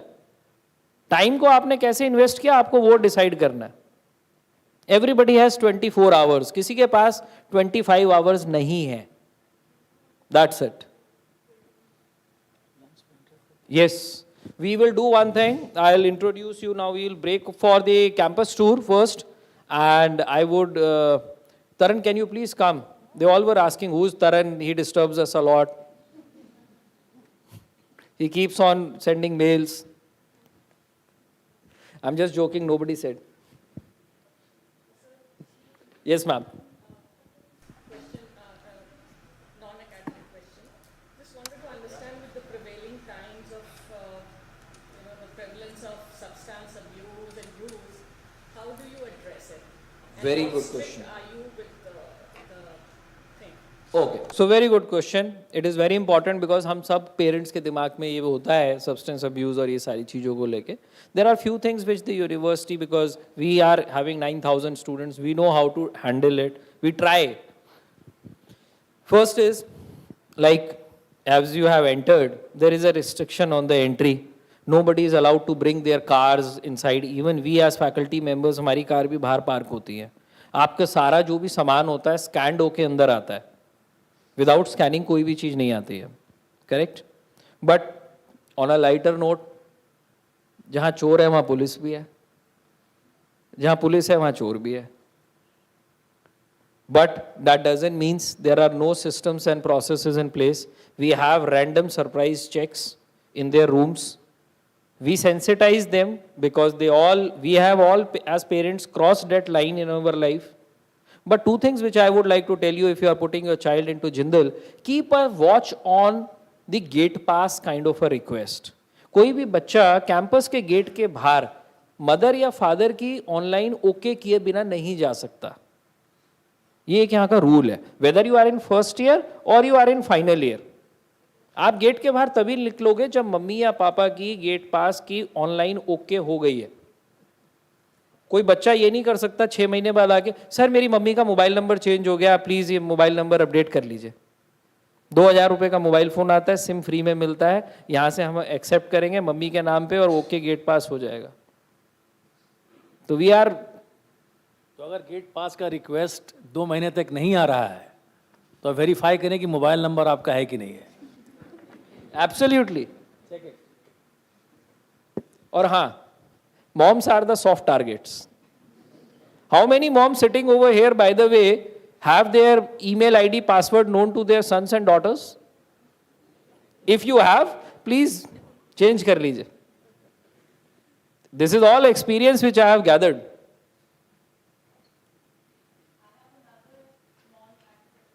Wow. Because I've heard so much of the academic questions that I've already had the knowledge which I wanted to ask, so there's no point in repeating that. But coming to the question that I have, that is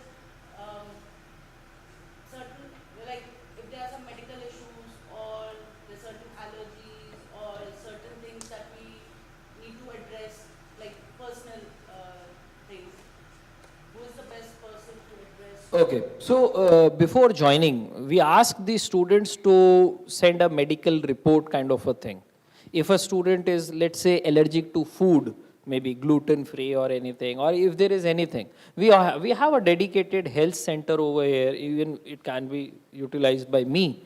We all are staying over here. So there is nothing to worry about the health kind of a thing. But yes, if there is anything which requires our attention, please let us know before when you send your child so that we can take care of. There is Center for Counseling and Wellness, lot many things which my team will show you, of course, during the campus tour. You get every kind of support, academics or non-academics. But as I said, with freedom comes greater responsibility. Neither your mom and dad can act like a satellite and put a surveillance. Neither I can do it. You need to be sincere. You need to be committed. You need to be consistent. Because if you are doing good, we have done well, and that is why you have that trust and you are sitting over here. We are just 10, 12 years old. So it is all because of the faculty and the students. What you take from here is your wish.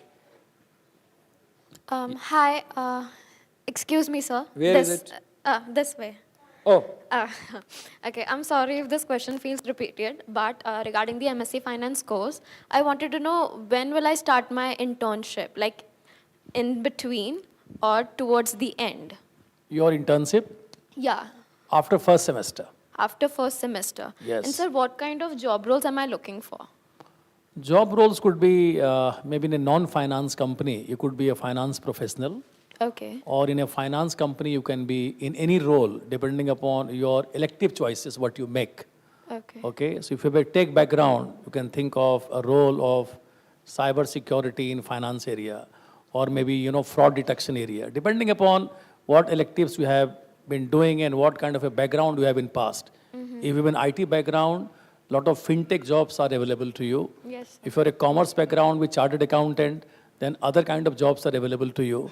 So there is no one type of job, depending upon your past background and the current choice of electives. Okay, thank you, sir. I think we are very close to the end of the time because lunch is waiting for all of you. And you have a campus tour also, right? So, I will take care of it. yeah, please go ahead. Regarding sports in general, so like there are 9,000, 10,000 students you said. So do the fresh newcomers, do they get opportunity? Yes. Jindal University students never sleep. And if you really want to see the best part, come at 8 o'clock, 9 o'clock. We have classes till 10 p.m. They are there in the field also, they are in the classes also.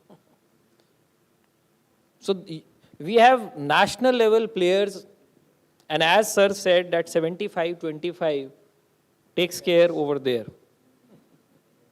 The main mess serves only the vegetarian food as a matter of policy. We have a food court. If you are fond of non-veg, you can buy and you can eat non-veg in the food court. All the classrooms, all the hostel rooms are centralized AC.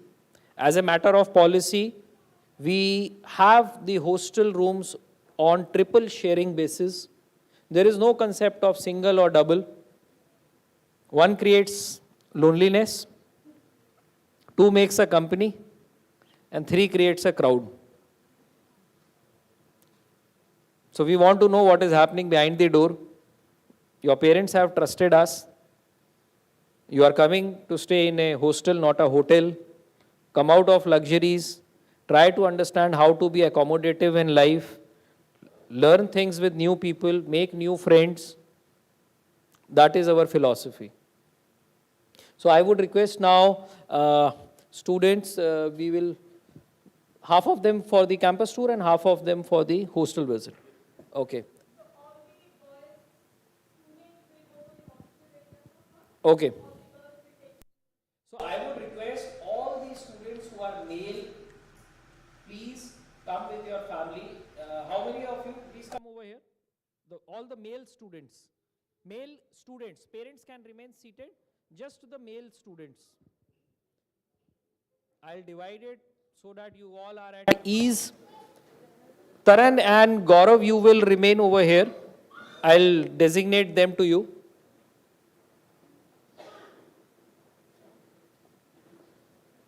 So, Gaurav, just count how many of them and just split it between both of you.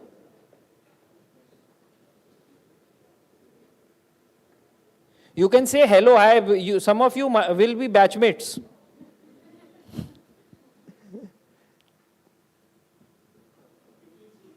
$15 boys. So you can divide them with their family and you can take them for the hostel visit. So I would request the parents of all the male students, you will be taken for the boys hostel visit. From there, you will come with us to the dining room. And all these female students, you will be assisted for the academic block tour simultaneously. Okay? And then, after that, you will be going for the hostel. Okay? So, let's start. Thank you. Let's have a big round of clap for each other.